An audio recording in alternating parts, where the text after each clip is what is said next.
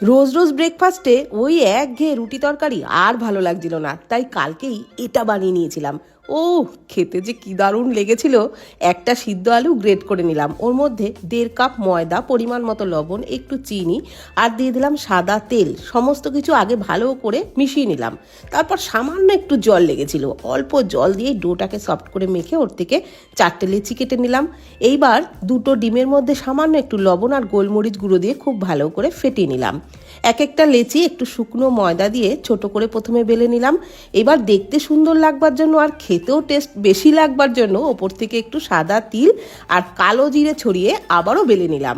এইবার ফ্রাইং প্যানে প্রথমে তেল ছাড়া 2 পিঠ ভেজে নিলাম। তারপর অল্প অল্প তেল দিয়ে পরোটা যেভাবে ভাজে ঠিক সেভাবেই কড়া করে লালচে করে ভেজে নিলাম।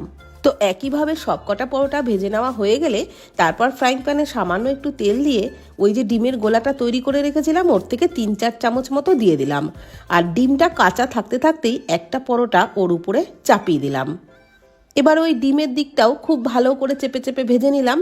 এইভাবে ভেজে প্রত্যেকটা পরোটাকেই রেডি করে নেওয়ার পর একটা পরোটার উপরে শসা কুচি, গাজর কুচি, পেঁয়াজ কুচি, কাঁচা লঙ্কা কুচি, তারপর উপর থেকে একটু টমেটো সস আর বিট লবণ, গোলমরিচ গুঁড়ো ছড়িয়ে দিয়ে রোলটা করে নিয়েছিলাম। এইভাবে একবার রোল বানিয়ে খাবেন, যেমন সফট হবে তেমন খেতেও দারুণ টেস্ট লাগবে।